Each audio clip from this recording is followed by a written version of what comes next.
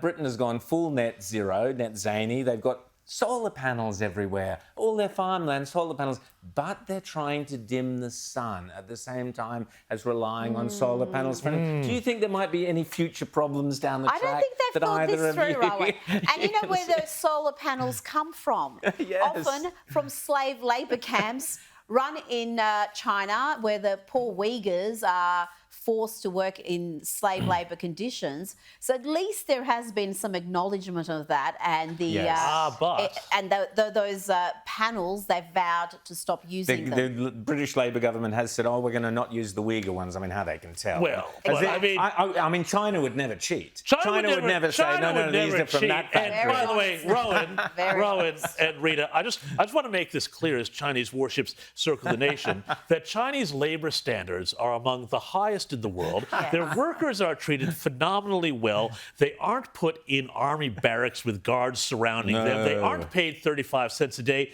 These workers are treated like princes. But there was a controversy, though, recently in the New South Wales Upper House because they did kind of find that some of the big new renewable buses that have, batteries and everything like that, well, like some of the batteries and some of the components, they also came from slave labor. So just a little bit of uncomfortableness there for the Min's government, although that all kind of got, swept under the Turkish rug. It did. We've got people talking about reparations, about slavery that happened hundreds of years ago that has affected nobody living today. But when we've got modern day slavery in practice, people just turn a blind eye. The same people will be sitting on their iPhone going, "We've got to get slavery, reparations for the slave trade," using the iPhone that is built by slaves. I'll give you a better example of that. You're going to have people out there who are all like, "Oh, I've got to sell my Tesla because Elon Musk is supporting a fascist dictator," and then go buy a car from communist China. Like, that's how ridiculous it is. Well, as I've often said, there is a very strong competition between who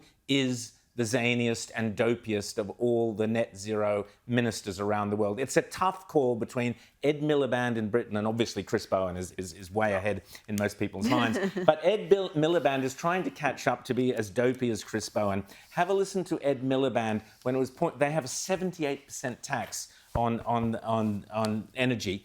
Have a listen to how Ed Miliband tries to say that that's not why prices have gone up. It's hilarious.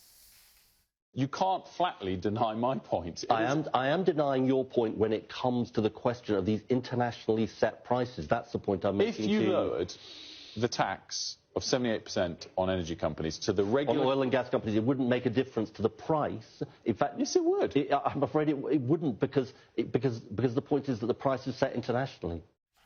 Oh, this buffoon thinks that taxes are irrelevant. This is just like Chris Bowen, who keeps on going and saying, "Oh, the reason why your power bills have gone up $1,300 is because Putin invaded Ukraine." That's it. And there was a spike in energy prices, and then it came back down. And in fact, actually, petrol prices are pretty low right now. I know if the last time you filled up. These people are economically illiterate, whether they're in Australia, the UK, anywhere. Anyone advocating for these economy-destroying policies is either a simpleton or lying. There are no other options. And this is one of these easy things, again, I keep coming back to it, sorry, but along with getting out of net zero and all that, if they simply said, we're going to get rid of the capacity mechanism, that puts that tax on the 100 biggest emitters, that would have been a huge unleashing of wealth and of income generation and of lower prices that everybody would have understood very quickly because it acts as a de facto carbon tax.